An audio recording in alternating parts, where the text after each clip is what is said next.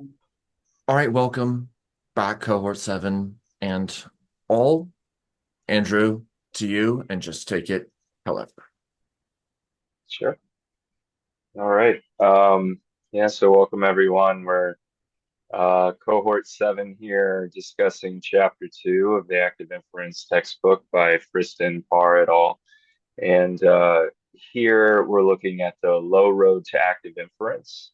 So as we saw in the previous chapter, there was a kind of schematic showing there might be two general paths that one can take to reach an understanding of active inference. And so one of them is kind of starting from something like Bayesian mechanics and statistics, which is what the low road is all about. That's what we'll be talking about today. And then from the other angle, one can approach active inference by starting with the free energy principle and the general imperative for organisms to uh, act and perceive and so on in order to achieve homeostasis where possible. And then again, we can reach active inference from there. So I was just going to give a hopefully brief summary of chapter 2. Um, Starting from the first section, it begins with the Helmholtzian or perhaps Kantian perspective of perception as unconscious inference, as well as the Bayesian brain hypothesis. And so, with this framework, we're treating the cognitive mechanisms of perception, action, planning, and learning as Bayesian inference problems, as well as deriving a variational approximation to overcome the typical intractability problems which arise when attempting to compute exact Bayesian inference. Those final concepts are something we'll be getting into later in the chapter. So to start with, there's perception as inference. The authors claim perception is not just a bottom-up process of turning sensory states or observations into internal representations of the outside as if it were a one-way process from outside in, despite the fact that this has been argued historically in various cognitive science traditions. They say instead it is an inferential process that combines top-down prior information about the most likely causes of sensations with bottom-up sensory stimuli. So it's more of an inside-out process. We could liken this to comparing a prior hypothesis with the outcomes of an experiment, which act as our confirmatory or disconfirmatory evidence for our hypothesis. So from there, we can relate this idea of priors and observations or evidence using Bayes' rule. So uh, Bayes' rule, we can break that down into these kind of component parts. So we have our priors, a probability of X is the nomenclature that's used in this chapter, more frequently used for describing continuous time active inference models. And then we have our marginal probability of observations or evidence, probability of Y. And then these get related through what's called a likelihood model or function, which is probability of Y given X, or the probability of the evidence given the priors. And then we can flip that through the equation and use incoming new evidence to update what would be called our posterior probability of X conditioned on Y. So our probability of hidden states given the new evidence. We're given a kind of a brief refresher. Of course, this is Bayesian probability, so we're dealing with probabilistic reasoning. So for anyone in the math group or otherwise who's still getting a feel for some of the mathematics going on here, it's good to familiarize yourself, at least at first, with some of the simpler uh, ideas behind probabilistic reasoning, including the sum rule and product rules regarding like probability distributions, sum to one. There are no negative probability values. Maybe, in the process of computing your final result, you might have something like that. But in any case, in the final outcome, no negative values. And as well as like marginalization, those kinds of things. So we're given a example of like for someone who's visually perceiving an object and they're trying to decide, is it a frog or an apple? So that's kind of like our latent state space, is we're trying to figure out, like, we're just given two simple examples, a frog or an apple. And that can be used to illustrate a variety of ideas, including, they run through how to compute surprise based on, if one initially strongly believes they're seeing an apple, but then they see this object jump, that gets incorporated into their beliefs. And if our agent assumes that apples don't jump, then we can see that there's going to be a lot of belief updating going on that might tell them, like, oh, this is more than likely a frog. And we can see how that plays out with Bayes' rule. We can see how um, the observation, or Y, is the jumping, and then the X is the latent state. Is it a frog or an apple? And then we have our likelihood model with probabilities saying, the agent's beliefs, what is the probability of seeing jumping, given that it could be a frog, probability 0.81. What's the probability of not seeing jumping given it's a frog? It's 0.19. You notice those values sum up to one, so it's that sum rule. And so, yeah, it's worth kind of wrapping your head around that particular example for anyone still learning the maths. We see that really what's going on with belief updating is calculating this quantity surprise, which is measured in a kind of information theoretic quantity called NATS. It's really just the negative log of um, the marginal probability over observations. So surprise effectively quantifies the difference between a prior and a posterior probability. It tells us how unlikely an observation was. And then from there, organisms undertake something like optimization through Bayesian inference, where the model updates its priors to reduce this surprisal quantity. So the probability of seeing a frog increases with that example given before. And then we can view this also as model comparison, in the sense that you had a model from before, and now you have a new model uh, that also incorporates the new evidence, and those can be kind of compared. We also get a description of the distinction between surprise and Bayesian surprise, which here they use Kullback-Leibler divergence to they equate that with Bayesian surprise. And so Kullback-Leibler divergence is used in a variety of fields, but it's a way of trying to kind of quickly score the difference between two different distributions. So you can see that, here's what your beliefs were before, here's what they are now.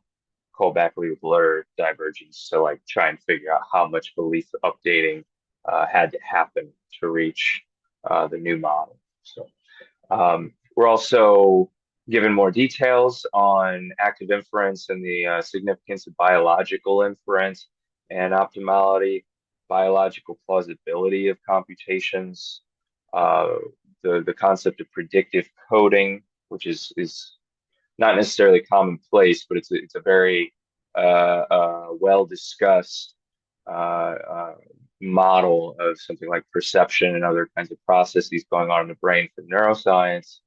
And algorithms like predictive coding implement this more general Bayesian inference scheme, and they're central in a lot of modern biological treatments of perception, and this kind of top down and bottom up kind of bidirectional scheme that we're discussing here. With optimality, Bayesian inference involves optimizing the cost function. For those who are familiar with kind of machine learning nomenclature, here the cost function is variational free energy, considers the full distribution over hidden states rather than just point estimates like the mean, or using maximum likelihood estimation.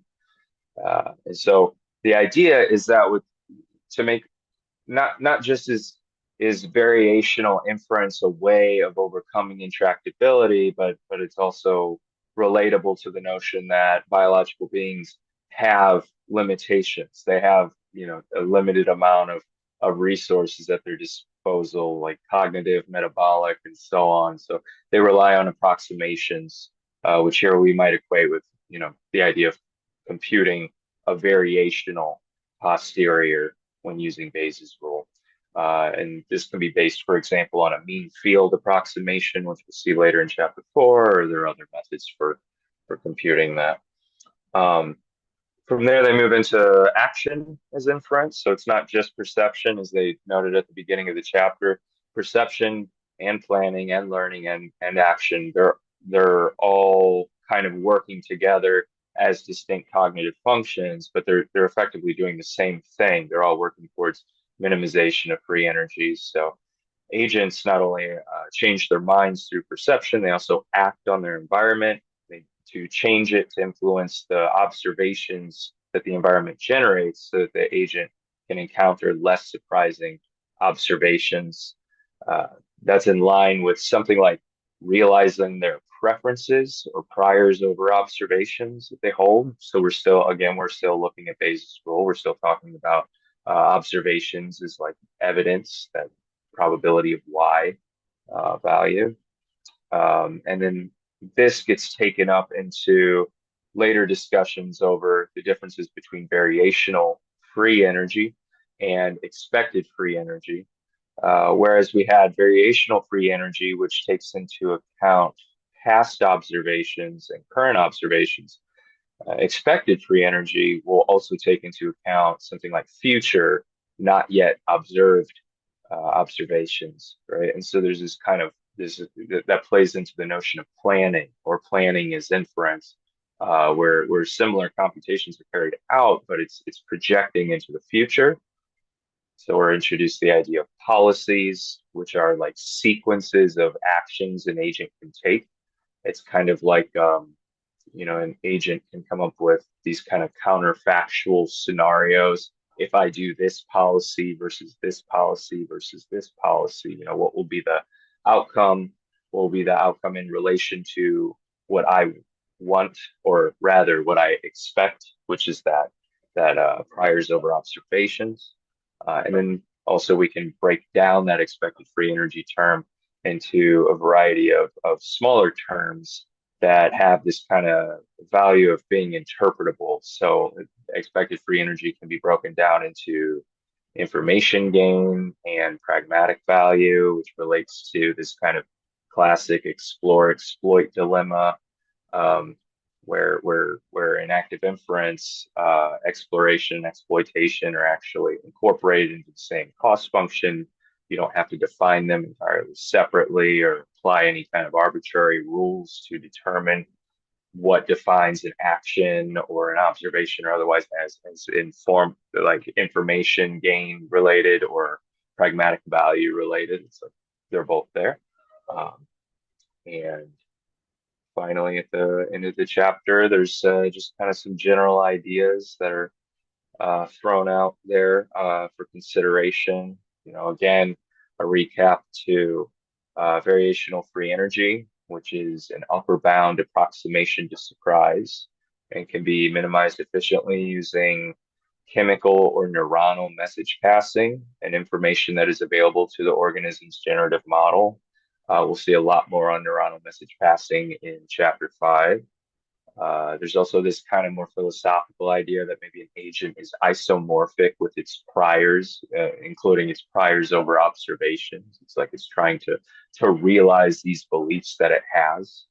And finally, in the next chapter after this, there will be kind of a flip on the road to active inference. It'll be the high road, and it'll instead start from the free energy principle as opposed to Bayes' rule. I think that summary was long enough, so I'll wrap it up there. But now I'm just going to open the floor to any questions or anything anyone found interesting about this chapter or otherwise.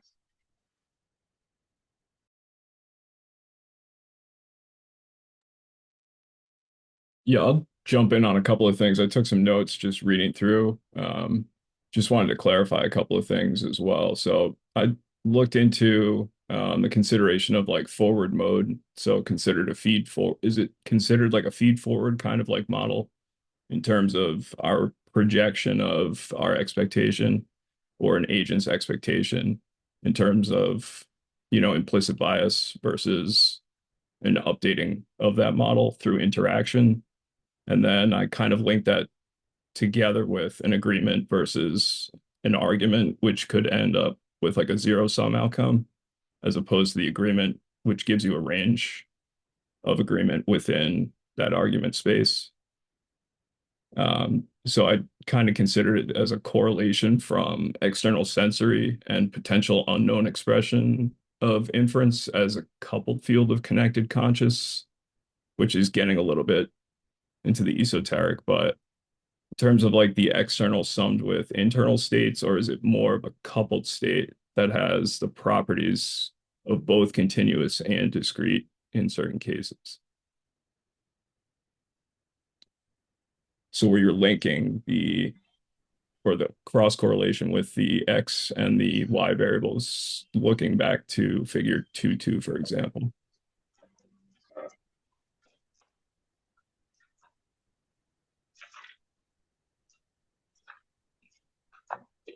Yeah.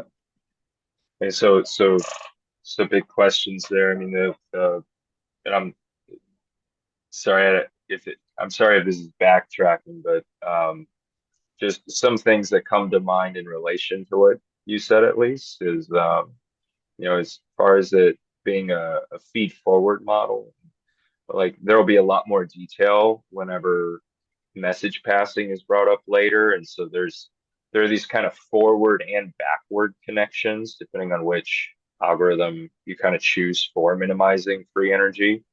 So, it's almost like the agent, because they engage not just in, pulling from memory and present observations, but also expected observations in the future.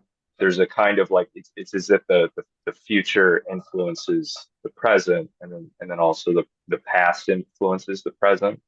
And that's kind of just thinking about it as message passing on a graph that has a temporal dimension to it. It's almost like you can imagine these two nodes that are passing messages, like the past to the present and the future to the present. So there's also a kind of like retrospective um, aspect to the way that this plays out.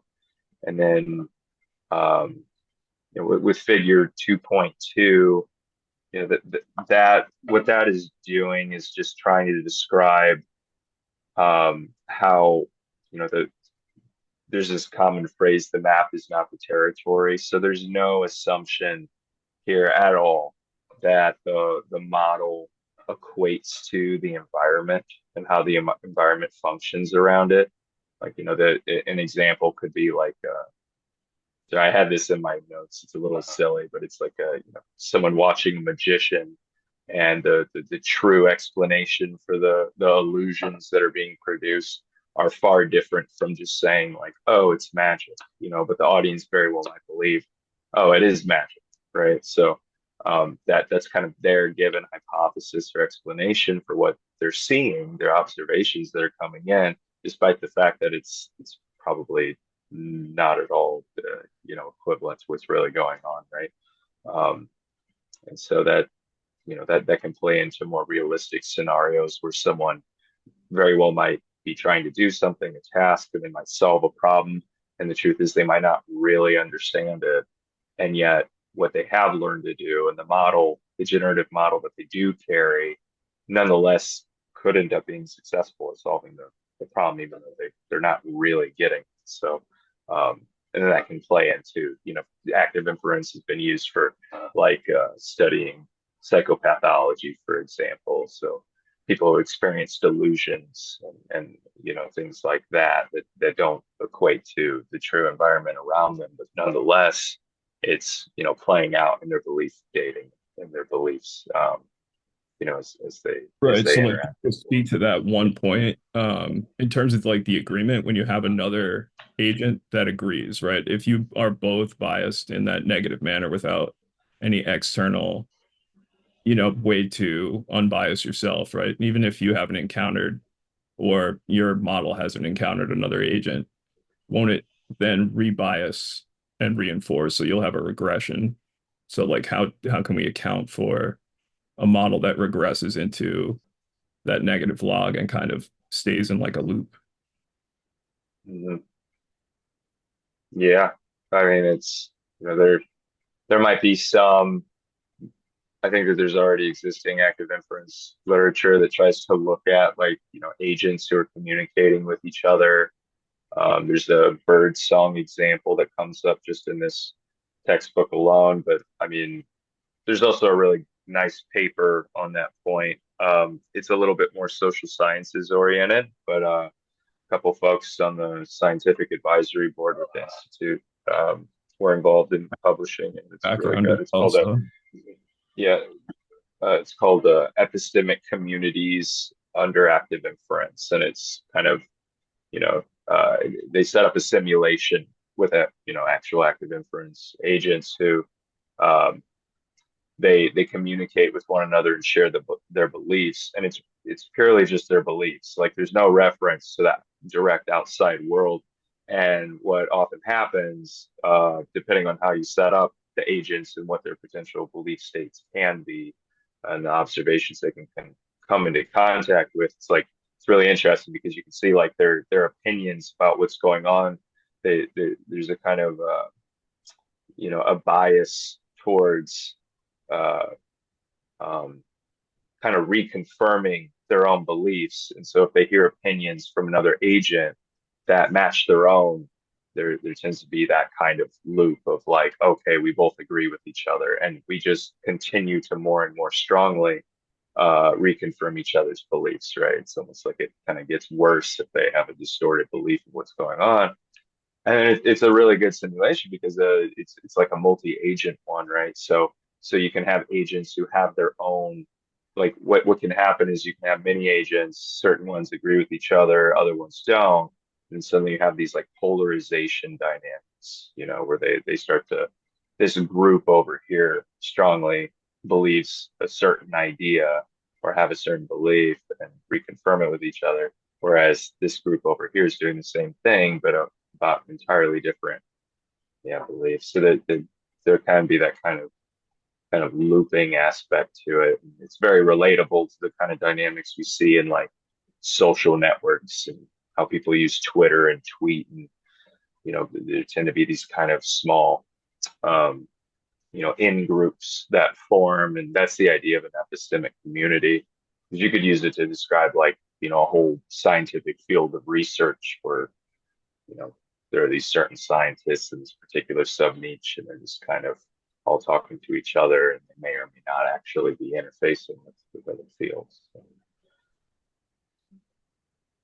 okay, thanks. Yeah. That kind of covered what I was trying to look at there. I guess also like I wanted to tie it back to would that still be considered a hidden state then? Because, depending on the size of the group. Because I mean if the inference of the majority is incorrect and the smaller group is correct, right, based on factual evidence, despite the larger group not agreeing to it, I mean the ramifications are that the larger group is still most likely going to be the outcome in terms of how that model is moved forward with, right?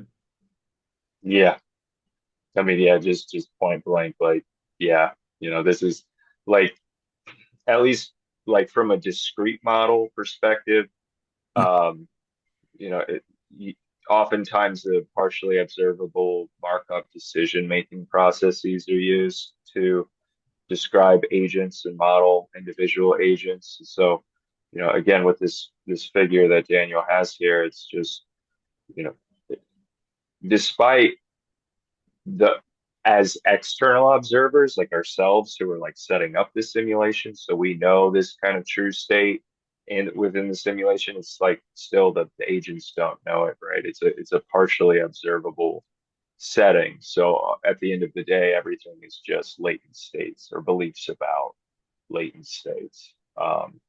So, And then so in terms of like that as transparency versus opaqueness, would it be periodically transparent in that case, or would it remain just like semi-transparent overall? it would remain, yeah, it would remain semi-transparent. Mhm. I mean, you could set it up differently. You could just do a regular markup decision making process where it's like rather than the agent receiving definitively observations, you could just say that they received the true state of the environment, in which case it'd be fully transparent, right? But yeah, those are the kind of two paradigms that are used for discrete um, discrete time models. Um, and you could have similar things with doing setting up continuous time models. And I did want to harken back. Sorry, you did ask something regarding continuous versus discrete, or if there's ever like a combination of the two. And later in the textbook, especially, I would have a look at chapters, maybe skim chapter 6, but especially look at like chapter 7 and 8. That's where you get more details. Each of those are dedicated to discrete time models and continuous time models. But then there's also these ideas of like hierarchical models, where, you know, perhaps on the lower level of the hierarchy, there's a continuous model. Say it's you're modeling an organism that's taking in, you know, real time observations, and maybe there are different like physiological signals going on, or it could be related to neuroimaging data, or you know, heart rate and things like that. But then on a higher level, it could be something like more of a sort of cognitive belief related level, like maybe you're trying to model like, okay, an agent who's moving around in real time, physiological, you know, dynamics, but then also they have, you know, beliefs about what's going on that are actual tensate kind of categorical representations of what's going on. At that higher level, it could be a discrete model. It's like, oh, based on, you know, X, Y, and Z on this real time lower level, what do I think is going on, you know, at this kind of higher order discrete level.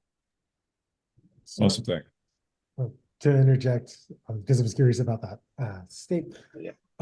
So for that case, you're talking about the observations or the sensors that the agent is itself like taking on, that it's observing different distributions of like observation input that it's taking in. And so its internal model is actually like multimodal, I guess you could say, or there's like 4 or 5 different models that you're just like going across, and it's like, I observe color and like my sensors are continuous.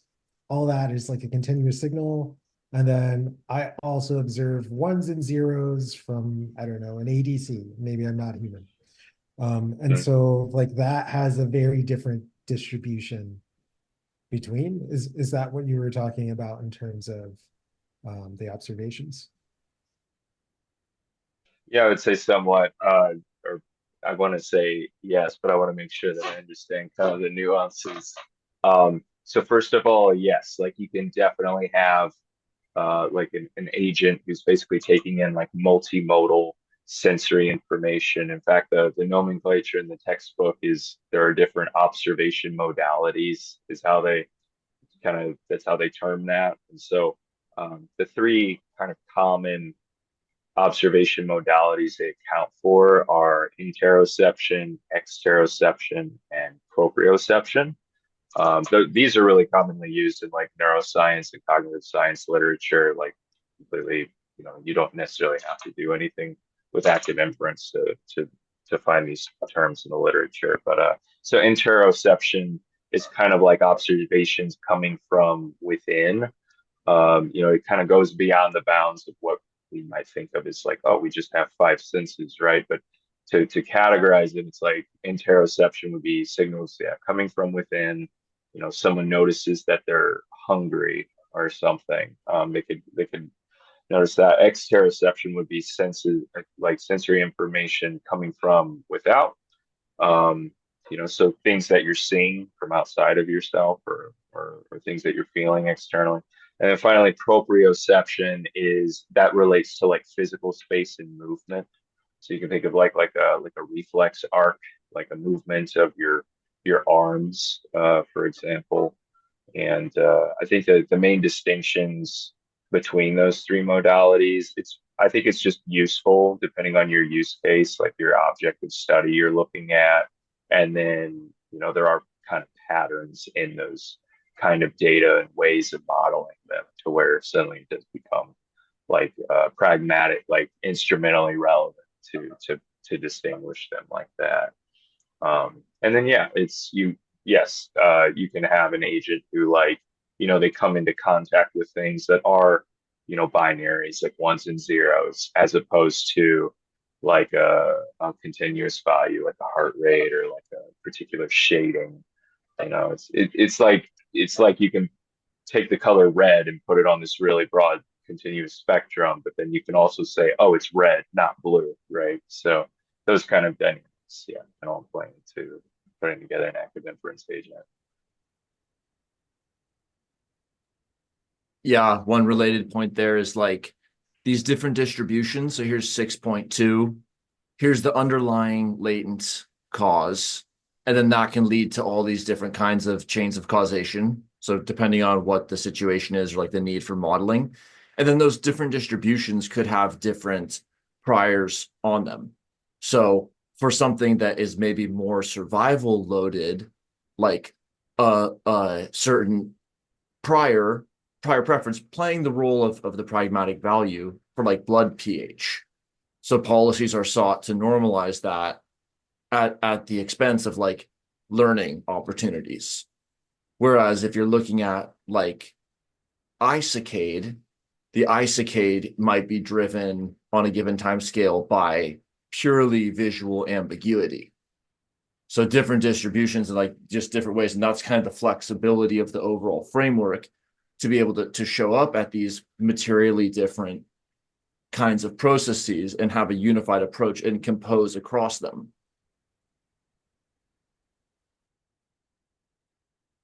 So I guess to speak to that too, like I had a question related to this in terms of like how much is our sensory perception actually not free energy in terms of, I mean, if you have a disability, with it might be rod cone deficiency, right, where you're not having the same kind of color perception, but the same thing with our own dynamics in terms of what we are sensory beings, but our consciousness may not necessarily be, right? So like what we can detect within a given range of just taking the light spectrum, right, is to the high infrared or the low infrared and beyond to microwave or ultraviolet. But beyond that spectrum is the majority of the latent space where we might have sensory disposition, but we just don't understand it yet. So I'm just wondering how much of our sensory disposition as a whole actually reduces or increases rather our expenditure of energy in the modeling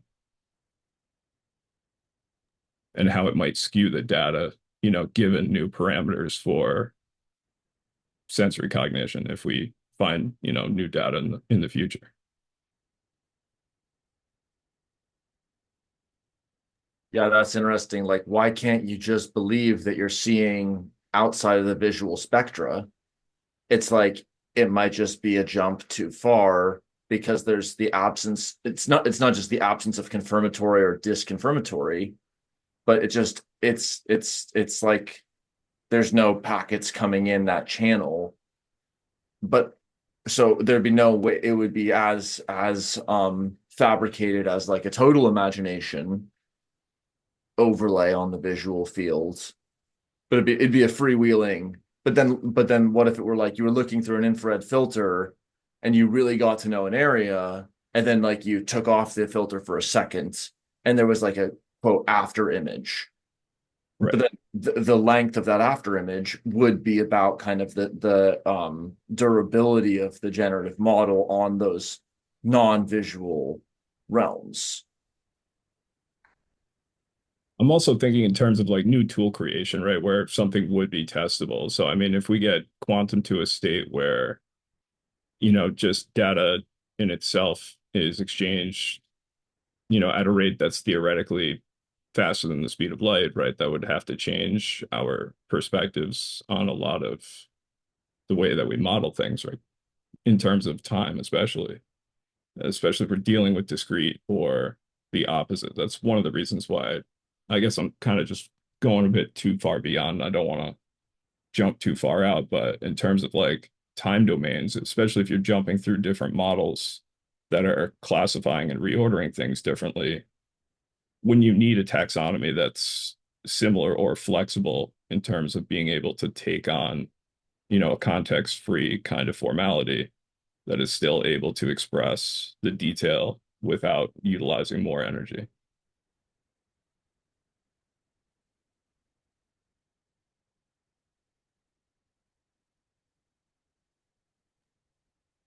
Yeah. I was I trying mean, to think, sorry. sorry. Yeah, I was trying to think of Uh, like an example that was kind of paradoxical in my mind, and it might just be my own approach to it. And it's something I want to try, which was like, I'm calling it like a method of zebras, where if you're classifying a zebra as a horse, is the zebra black or is the zebra white? You can do, a variational distribution of if it's white or if it's black, does it still necessarily make the zebra a horse? And to what degree are all zebras white or all zebras black? And then how would you reclassify it under that, categorization scheme? yeah. So, there's a concept of structure learning that's surely not just used in active inference, but it is used in active inference. And the idea is like it not just for a model to update like these kind of not just update its beliefs in terms of the final, values that are found within the probability distributions describing its beliefs, but also to actually modify the general structure of its model in the sense of like, oh, introduce a new category that you didn't, previously know existed or something like that. You can kind of relate that to the idea of like something like a sort of rewiring neuronal connections and forming new connections that allow for just not just new information, but like new kinds of information almost to be formed. Um, and in that case, you could do something like Bayesian model comparison, for example, and use like the Aki criterion or Bayesian information criterion. Yeah, it would just be a matter of comparing models from there, and then within both variational and expected free energy, whenever we look at how those are broken down into like smaller subterms that are being like subtracted or added from each other, et cetera.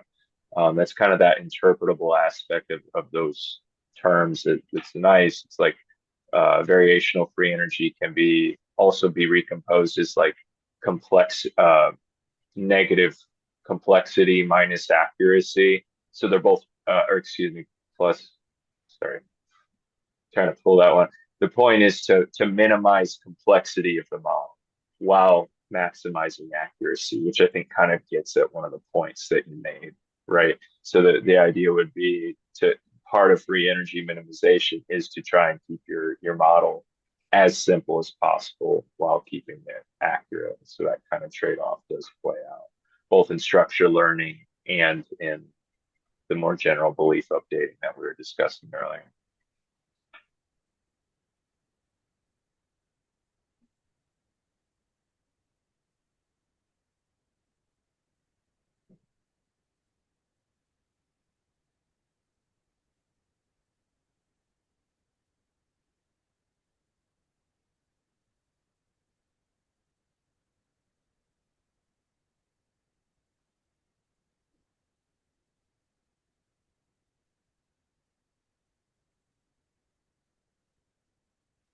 Maybe one Yeah, point those to are make about this kind of getting to active inference along the low road.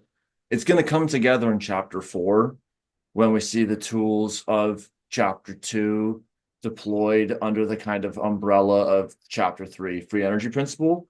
So one reading of this chapter is like for different cognitive phenomena, different cognitive apparatus, like different matches or mismatches that or degrees of freedom with different agents and niche. It's like whether it's more like an inference or more like an action from a given side of the blanket, this partition is going to enable a lot of flexible modeling. So it's like just saying a large variety of processes are going to be amenable to being partitioned this way, because some of the special cases include like full observability. And then there's the whole continuum of all the way on through total non-observability. Like I'm flipping a coin in a room, that's the only data I'm getting. And then there's another random number generator outside. So it might be like a hopeless optimization from like actually explaining the variant, but that's the special case that then you can rise and describe out of. And the extent that it's possible to infer like causation is the sparsity of that graph.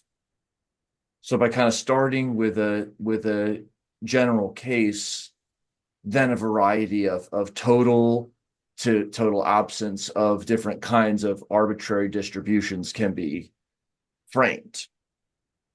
And any which of those situations, they're framed in a way that's like going to fit into this approximate Bayesian computation setting.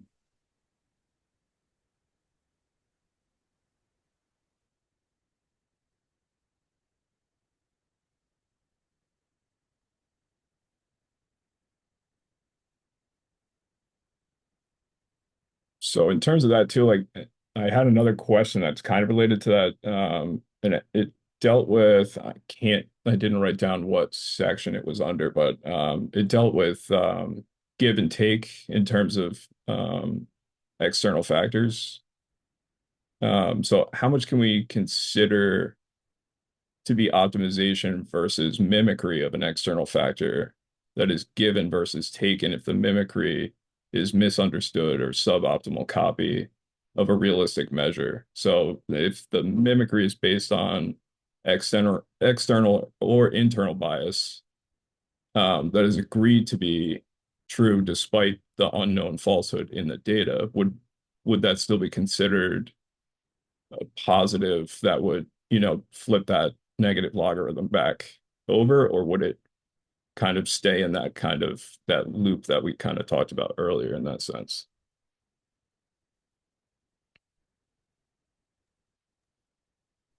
I don't know. We might be almost ranging into the philosophical here, which there are plenty of conversations to be had from a more philosophical angle with active inference. But as far as I'm aware, it's still, we're looking at like a part, like basically the true state is still hidden. It's just like the beliefs that the agent has, like in their head, so to speak, or represented in some kind of way. Yeah, there's no so from that angle, active inference, it's like we're always kind of dealing with, potentially, it's almost like the observations themselves are like metrics that we're using to try and measure the probability of a state, right? So it's that's Well, I guess to like I'll give one other connection just to the kind of again this like agreement or like negotiation argument continua. So this is like, think about it from the blankets perspective. So here's the niche. Here's Davis in the summer. Here's, what I prefer to see pragmatic value for my thermoreceptors. So the thermoreceptor could be cleaved off. If this was all you saw, you might think, wow, well, the thermo is getting cleaved off on the right side, but it's getting cleaved off on the left side too. So that's just sort of a convention, because the interface is by definition the part that's shared / overlap. So then there'd be a situation where it's like, wow, we both are, tracing the same path. Then that'd be a situation where like the pragmatic values align. That could be like an improv setting where it's just like, okay, we're going to do this now. So it's like we're setting another set of rules on either side of the blanket that are making the movement of Y more coordinated. But then if it was like, I want it cooler and the environment wants it hotter, then that's like the change the world, change the mind. But those are going to have a fundamental, like one getting more accurate will make the other one less accurate. But then you could have other situations where there's like where Y could be more accurate together than an inert one on the other side. Yeah, that makes sense. I guess to bring it like, because yeah, it is kind of a little bit philosophical. So like to bring it back to more of a scientific standpoint, like in terms of, and I know this is kind of leading edge stuff as well, but in terms of like increasing neuroplasticity, you're are you going to retain that information? So if you can, bring your own plasticity up in terms of, neuronal firing or activity in the brain, is that going to remain as an expanded state in terms of like a library state, for example, that you can draw upon, as opposed to, what we were just talking about in terms of like the loop of you might be thinking that, that space is being increased, but really what it's doing is actually reducing that space overall because you're also not allowing the priors to update that space. So in terms of plasticity, and especially with people that have lost plasticity, so like Alzheimer's, for example, if you can bring that neuroplasticity back, can you reactivate those regions to bring old memory back in, or would it have to be retrained like a model would be retrained? Yeah, good questions. Substrate memory, open questions.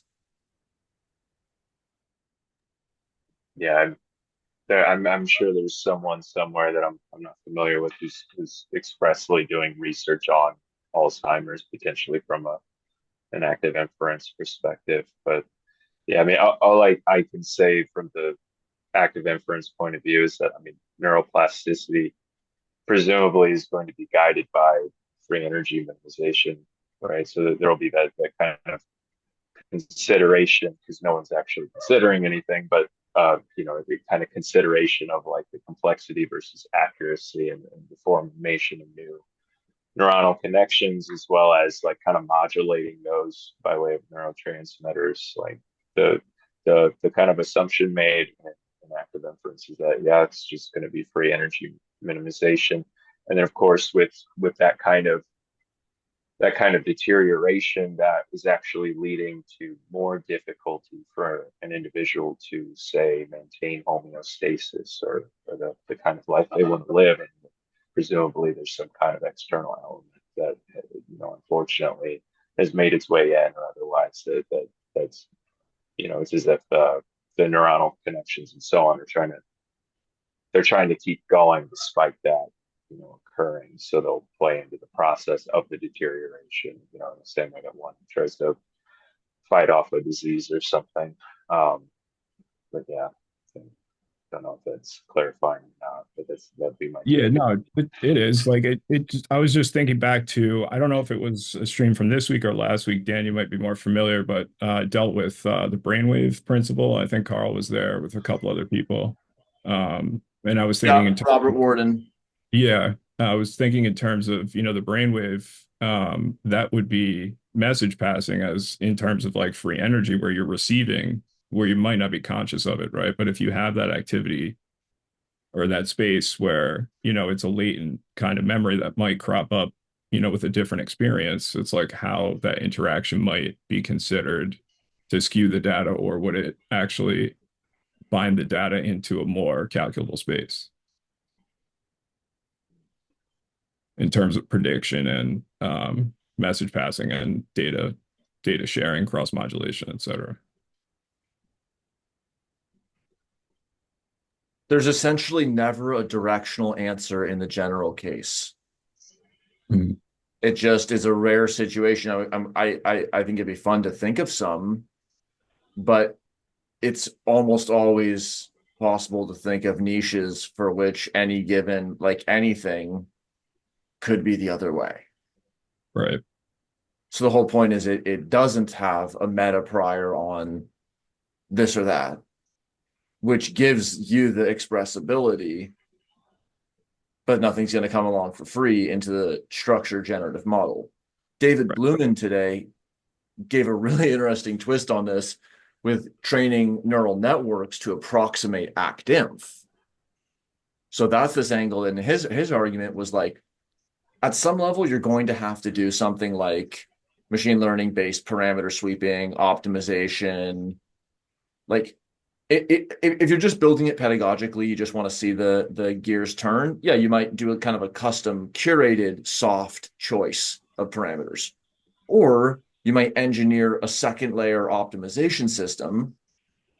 But at some point, you're going to have that kernel of the generative model and the more strongly typed thing. It's going to be surrounded in a soft layer of cognition, whether you go custom craft or whether you do some other kind of statistical method. And he's like, it's an approximation anyway. You're approximating analytically, it's already an approximation. So if you're approximating an approximator, and in practice, the way you approximate it really matters, why not lean into it and just go for it and treat it like an engineering problem where it's just purely empirical, almost anything you can think about. I mean, doesn't that lead into a quagmire of like back into like its turtles all the way down though? Like the more refined you go, like it just descends into more necessity for refinement. That is if you think it's structured all the way. It's like, well, it's be a Markov chain of turtles. But if it's like, what if it was like, well, I see two turtles trailing off into the fog. Mhm. And then it's like one person says, I think they trail on forever, and someone else says, I just don't know. That's where the information supply chain, I just don't know. I can't tell any sensory evidence to differentiate these hypotheses beyond this horizon. So at some point, the statistical model is going to blur into the real world. It's just cartography. And so at that point, you have to accept that it does blur into the real world. Yeah, I just was wondering like how much in terms of like how much of that blur becomes, actualized, or does it become like almost forced and imposed upon reality, right, through the predictive nature of like a sterile environment.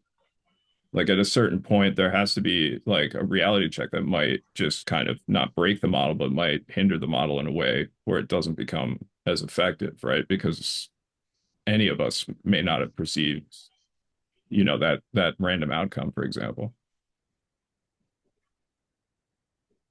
You could make a niche where a model's performance was strongly tied, or you can make a model and niche where the outputs were not.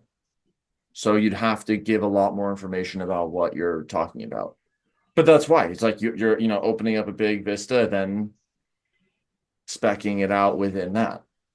Right. I mean, the narrow path is the more difficult to begin with, right? But that's usually the more fruitful. It's like rather than the low-hanging fruit, how are you getting to the top to get to the best kind of fit? But my question, I guess, there is like, at what point does that become more risk than is required of, the model? And does that then interfere with free energy as a whole? I guess it goes back to just the basis of the trade-offs, but Yeah, it's again that like classic, complexity versus accuracy problem. You can just, sorry, I'm also looking at a question that was asked in the chat. So like at a point, a model becomes so complex that it hinders its performance. And it's like, yeah, that can happen. It might be that the agent is dealing with a really complex, problem, but then over time it figures out, here's one very precise solution to the problem in a particular instance, but then it's just really heavily overfits to that particular problem. Like that's the one solution it kind of could come up with, and then it's not particularly robust. So as soon as the environment changes just a little bit, suddenly that solution, that hypothesis or set of beliefs that the agent has, it just like completely, falls apart in terms of like performance or, accuracy or something along those lines. So, isn't that Cool. dictated on framework as well, though? Go ahead. Wouldn't that be dictated on like the solidity of like the framework itself that you're building off of? Right? What Like how much of the structure will collapse into itself versus what will remain that's still salvageable in terms of re-updating. yeah, so it'd be kind of like having bad priors, right? Like that. This is from whence you are like, planning and from what, so it's like an agent who has their beliefs in the present and their prior, information that they're working with. And then once they start planning into the future, if those priors are, completely terrible, so to speak, or inaccurate, at least relative to what's going on around them, then it's like, yeah, you're going to come up with some pretty faulty plans as well, right? So broader projected hypotheses you're making are like, also going to be bumped. Yeah, it also leads to more reactivity. I don't know if anybody's seen I think it was a study on, like, I think it was like the Hungry Judge study, something like that, where they did a study of judges that made rulings before lunch and after lunch and the accuracy. I thought that was interesting. I don't know if anybody has run across that. I'll have to check that out when something Classic about that rings a Sapolsky. bell. Classic Sapolsky contra will. Yeah. Okay, thank you, Andrew. So next week we'll stay in chapter 2 or come at this time and we'll be in chapter 7. Chapter 7, I mean, it's revisiting the low road. It's going through a specific kind of architecture. So 2 and 7 read fine together. Again, interestingly, 3 and 8 with the continuous time in certain ways having more affinity with the free energy principle path formulation. But either way, another week in these chapters. Then third week, possibly Andrew will do the social science model stream. And then maybe in the applying, we could do some tweaking and adding different things like to the script and notebook version of your social science simulation. And then in the third week here, we can we can see where we're at then. And yeah, thank you all. Thanks. Thank you, Courtney. Thank you, Zane and Dave and everyone. See you. Nice to meet you. Peace. Bye. Later. Yes, Bye. thanks.